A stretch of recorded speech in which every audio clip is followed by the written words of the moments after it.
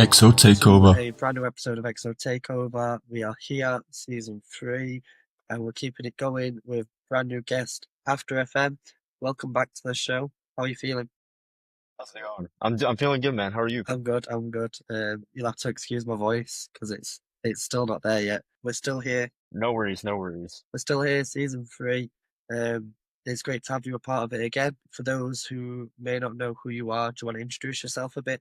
Yeah, so I go by Afterfm. I'm a content creator on mostly YouTube. I remix a lot of the Weeknd songs. I will recreate the live versions that he performs on tour.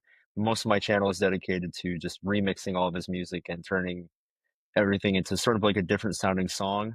It's honestly I gotta say I love doing all this stuff, man. It's really great just to be able to sit down and like change all the music and everything, and yeah, it's really fun. So yeah, if you guys have the time, definitely check out the channel.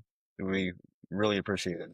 Is there a particular remake that you've done that you like the most compared to others? Um, well, just recently I did the Abyss, the live version that he performed. It was based off of MetLife. So a few I guess it was what, like a month ago now when he performed at MetLife. Yeah, so it's based off that version, and I gotta say, I definitely like that one the most. I think it's some of probably just like my best like work when it comes to doing remakes. Yeah, I like that one a lot. What can we expect to see from you in the next coming months? Any more Well, in particular? well, right now I'm working on like a bunch of stuff in the background, and then in between like projects and stuff, I've got life stuff, so I haven't really planned on any like particular uploads within the next couple months, just sort of like here and there, little concepts, little things. I've got a big project that I'm working on with some other people in the XO creator space. I'm not going to say what it is. A lot of people are asking me to do Hurry Up Tomorrow, and so I don't want to confirm that like I'm doing that, but it's definitely like conversations have been had. So who knows? Maybe something related to that. We'll just have to wait and see then, I guess. Whatever it is, I'm sure that it'll be worth the wait. But let's get into XO Takeover. That's why we're here. Uh, as always, Yep. bunch of questions for you, and then we've got a new segment as well that we'll get into later. And then at the end, in typical fashion, 5 songs and why. But I want to start off with how do you envision the future of EXO going onwards from past this point? The tour is almost towards an end. How do you envision the future of EXO looking like? I still think that Abel's going to have a huge following, a huge fan base, no matter really what direction he goes. I mean, he's been talking about, dropping the name of the weekend and sort of killing that character and focusing more on film and stuff.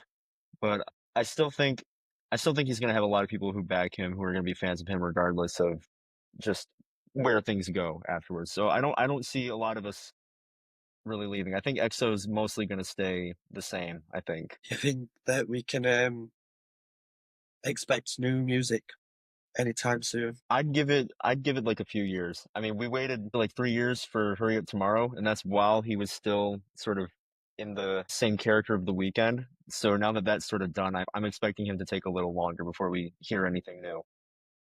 Bit of a deep question next. How has the weekend's music impacted your life personally? Wow. I mean, it's kind of all I listen to for the most part, right? And all my time is really spent like just listening to his music and then sort of breaking it down into pieces and making new stuff from it. I mean, it's impacted my life, and it's in that it's sort of taught me how to, you know, write and produce music and do everything sort of like how his team does it. So, and it's sort of inspired me creatively just to sort of pursue basically everything I can creative wise. I feel like Abel's definitely a very creative person, and his music also reflects a lot of that. I mean, he's making some of the most just out there and like creative music that we're hearing, and so I feel like I'm really inspired by that. And yeah, it's just definitely impacted just the type of music that I listen to and the type of music that I make and all of that.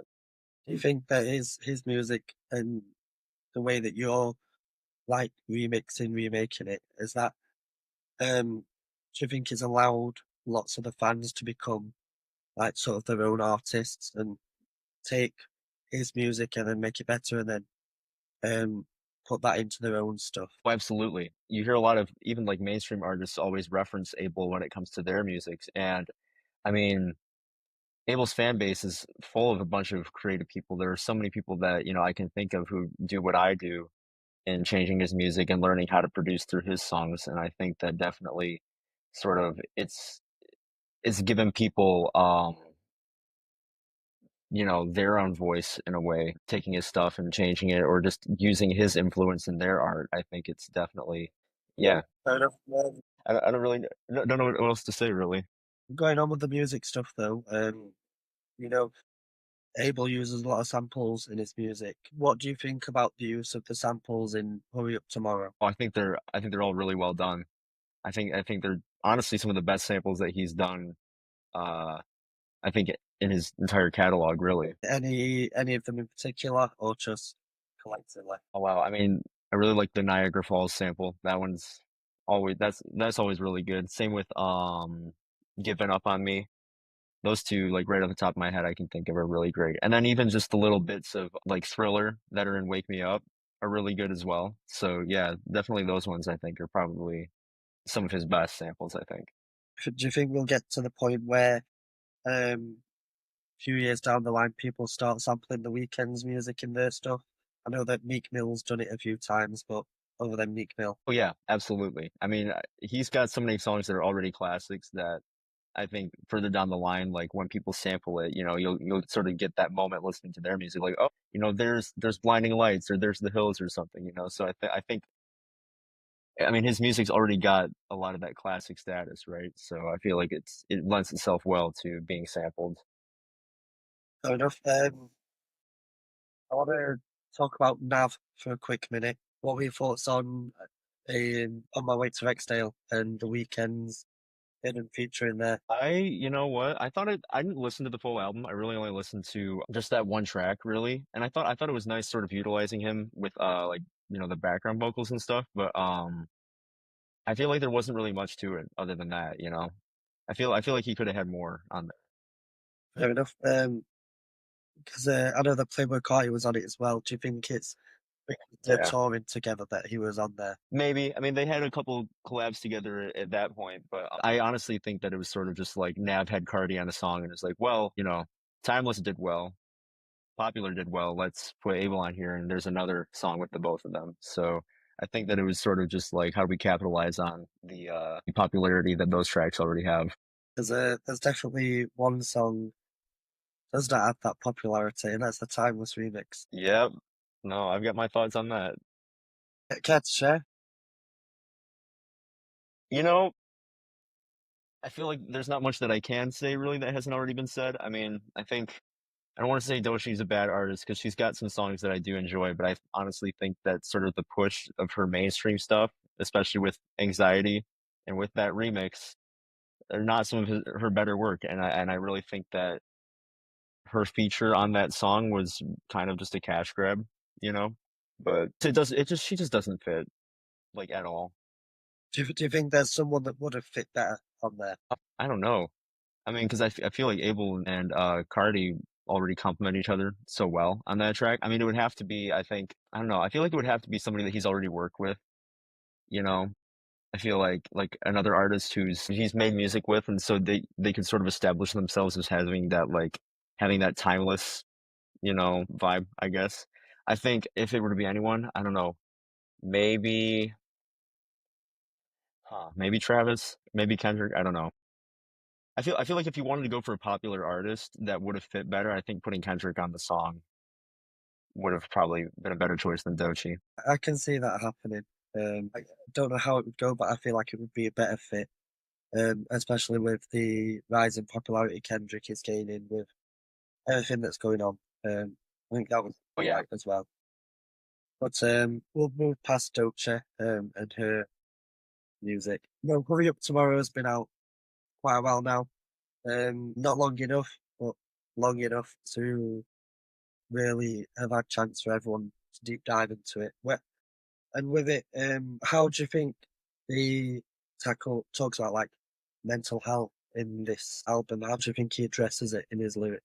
I'll be honest, I haven't deep dived into it enough in that way personally, but think yeah, I'm really trying to think of where he references it right now. I'm drawing a blank on a lot of the songs right now. The only thing I can think of is "Timeless" with the chorus about, you know, "If I were you, I would cut at my wrist" thing, and that's I mean, I feel like it's well known now that Abel's, you know, self-harmed when he was a lot younger. He's got, you know, scars on his wrist, and I think it's sort of a reference to that. Um, It, I guess sort of he's not really, like, ashamed of admitting that he's done that, and I think that he's sort of accepting that that was his past and sort of, that he struggled with mental health issues, but he's sort of overcome that, I think.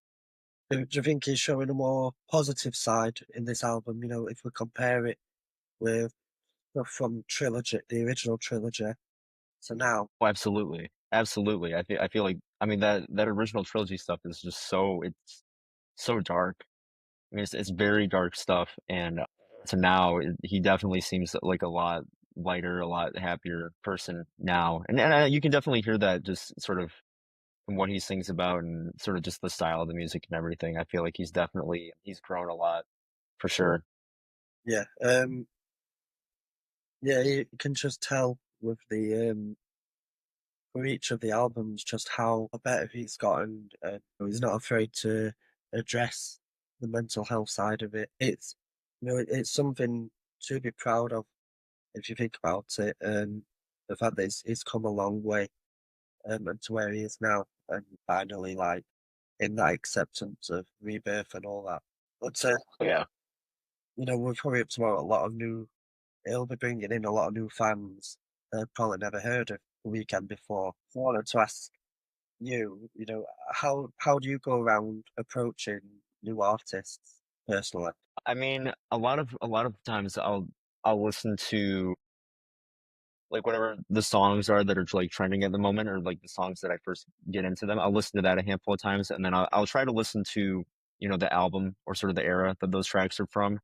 Sit with that for a bit and then start diving into the older stuff afterwards. And that's sort of what I did with Abel. You know, I'd heard his songs when I was younger, you know, all the Beauty Behind the Madness and Starboy stuff when that was coming out, but I was never like a huge fan. It wasn't until around After Hours that, you know, I actually sat down and I was listened to a lot of those singles that came out first, a lot of the popular stuff, and then went back and listened to After Hours, and then I think I listened to After Hours, and then I think I listened to House of Balloons after that, and then worked my way through, his discography after that. So, yeah, I start with the new stuff, and then I will work my way back or just go straight to, like, the beginning of their catalog. I think that's the same for a lot of people that we've had on the show. Have all said like After Hours was the one that brought me in. Do you think we might get that with Hurry Up Tomorrow that it'll bring people in like the same way After Hours is done? Maybe. I think the thing is with Hurry Up Tomorrow, it's a lot longer of an album. It's a I feel like it's a lot I don't know, with the people's attention spans nowadays, it's a lot harder to get through longer projects. Even myself, sometimes I find it a little difficult to sit down and listen to a much longer album. I mean, simply because I work a lot, so I don't really get a lot of time to sit down and listen to albums. So when I do, if it's like, you know, I think Hurry Up Tomorrow is like what an hour and like it's like almost an hour and a half, right? Something like Something that, yeah. like that. That's, I mean, right now, if I were to listen to Hurry Up Tomorrow for the first time, I'd have to like listen to it in different segments. I wouldn't be able to sit down and listen to it all the way through. So I feel like with Hurry Up Tomorrow, people might find that it's a bit too long and might not want to sit through that. Especially, it's a lot to ask of fans, especially when they're first getting into an artist. So, I mean, with After Hours, it's, you know, it's not a short album, but it's definitely shorter than Hurry Up Tomorrow. And I think that a lot of people will go back to After Hours. I mean, simply because even just, you know, Blinding Lights is on there, and that's, like, his most popular song, so people are I think are gonna resonate more with, you know, the most popular song, and here's the album that it's with, over a project that, while it's new, is, you know, a lot longer. With Blinding Lights, do you think that that song is ever gonna get dethroned in terms of the amount of streams it's had on Spotify? Maybe. I think it might be a while, but I'm sure there'll be something because it's I mean, how long have you seen other songs sit at, you know, the top for, you know, years and years, right? So but they eventually got dethroned by Blinding Lights. So definitely, I feel like there could be a song, but it might be a while before we see it or hear it, I guess. It might even be Abel himself. I know that Starboy is slowly rising up quite fast. It has. Yeah, that is true. That is true. Could be honestly, if anyone were to dethrone Blinding Lights, it probably would be Abel. It probably would be one of his songs. Yeah, no, maybe, but I feel like it'll be a while before we see that. Fair enough. We'll just have to wait and see. Um, Yeah. in terms of like influence, going back to influence again, how do you think this album will be? I'm trying to find like the right phrasing for it. Like perceived by critics. We've had the Grammys apologising over After Hours stuff. How do you think this album is seen perceived by them? I'm not really sure. I mean, I'm not part of the recording academy, so I definitely can't say for sure. But I feel like if I were, I'd probably like if I were thinking how they would think about this, I think they would definitely think it's a creative, very creative project. Like I said before, it's very experimental. I mean, you've got all these different samples, and it's rushing from electronic to soul to R&B to pop, and it's got all these different fusions. And Abel's always been known for that. But I think they're going to take into account just the amount of different aspects and different avenues that the album takes, and So yeah, R&B album of the year, I think, just because it's going down so many different avenues in the creative choices it's making, and so I feel like it's really hard to compete with that album. It's got a lot to it. It's a long album, so there is more to I guess critique and look at and analyze, and more to give praise to. Whereas if there were like another R&B album that's 10 tracks or something like that, and so there's a lot more to look at there. So I feel like it's definitely got a better chance at doing really well if it gets submitted to the Grammys. You know, I think that they'll nominate it a lot and try and make up for what it is for After Hours, or do you think that they'll just They could maybe. They might get a handful of nominations, but it's not really down to like a small group of people that work directly for the Recording Academy. It's down to all of the other artists in the industry who are listening to his music and voting for it. So I don't know. We'll see. I think it'll definitely get a handful of nominations for sure. But I don't know if, because they did him dirty with After Hours, if they'll make up for that. I guess we'll just have to wait and see again. A lot of waiting and a lot of seeing. Oh yeah, it's definitely a lot of waiting and seeing. I feel like we're sort of in a limbo right now. While he's on tour, he's promoting the tour, and less of what's to come, and like with the album and stuff. Do you reckon? So yeah, we'll just have to wait. Do you reckon they'll announce the European tour soon? I'd give it like a couple of weeks to a month after he's done in America. I think that he'll want to keep the hype going of the fact that he's on tour, but I don't think it'll be immediate. I think he'll want to like relax for a few weeks before he gets back into it. Because that man is going strong. He's been back to back to back. I mean, what is he? 4 shows in Toronto, right? Yeah. Yeah. So it's definitely he's gonna need some rest after this. Well, he needs to rest up and hurry because I'm waiting here. I've been waiting. Yeah, I bet. Do you think he'll like change the set list for Europe again? I think he'll change the set list on it. I reckon he might change the stage up a bit as well. Yeah, I'm sure he will. I mean, he did that with the tour in 2022. I mean, it wasn't super different from America to Europe, but it was different enough. And I think that yeah, he'll probably do something like that again. Yeah, I'm definitely looking forward to it because I am going to be going to so many of those shows.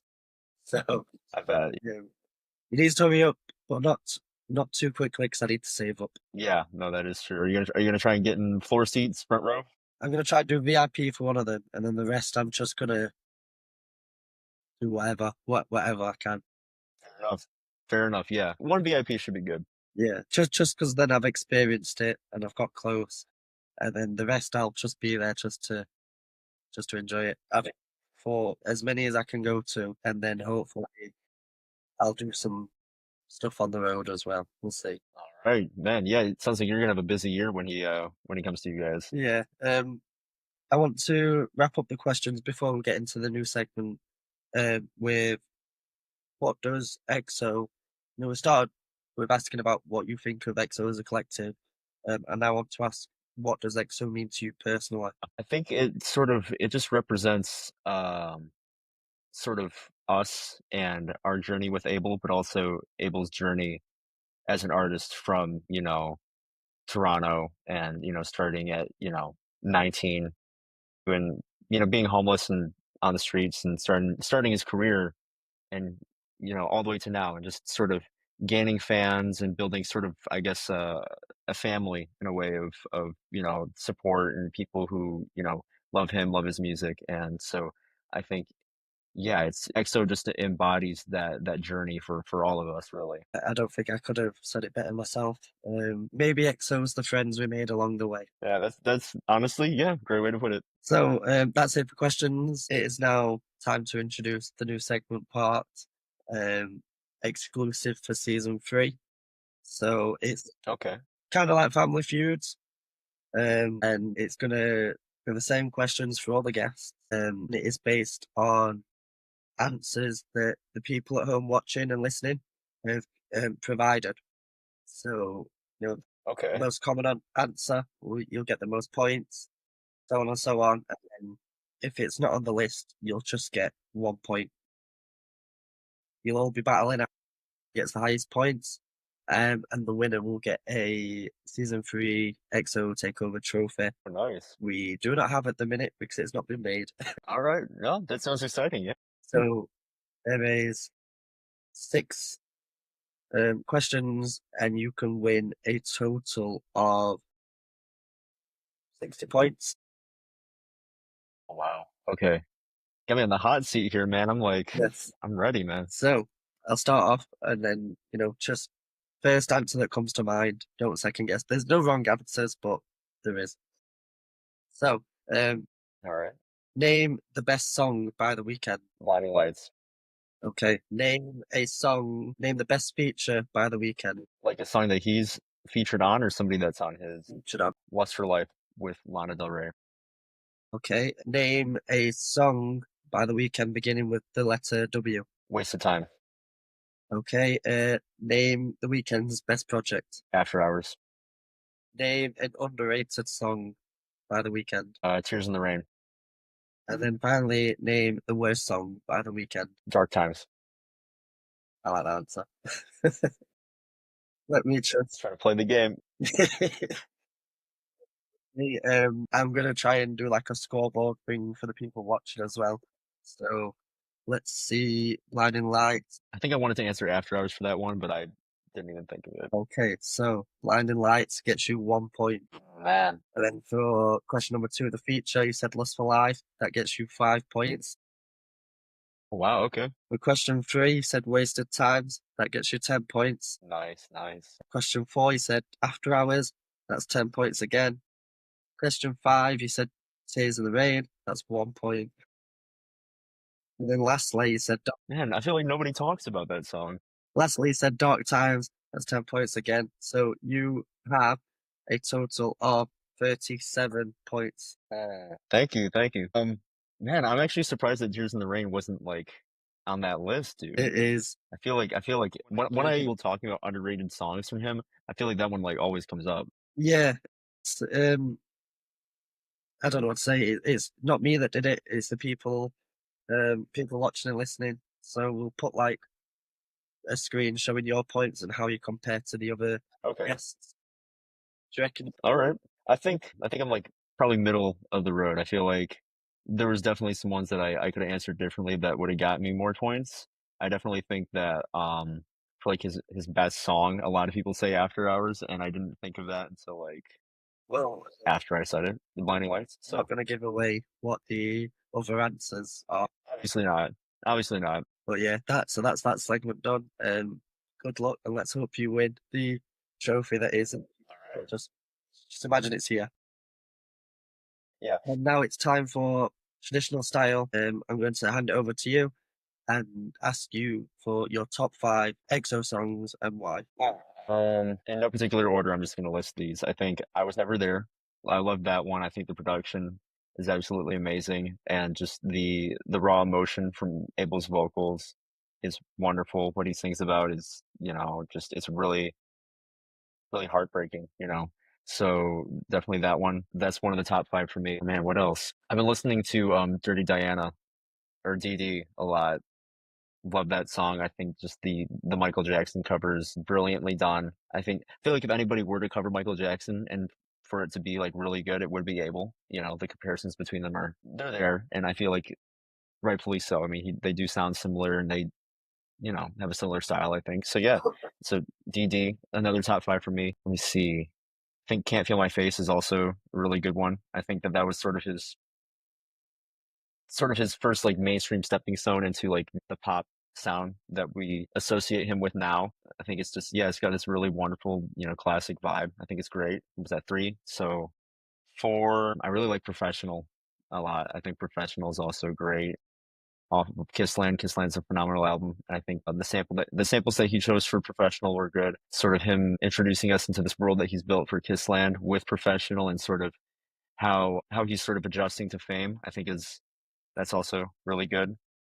And then I think for a 5th song, I think After Hours. I think After Hours is uh definitely a top 5 for me. Again, production on it's insane.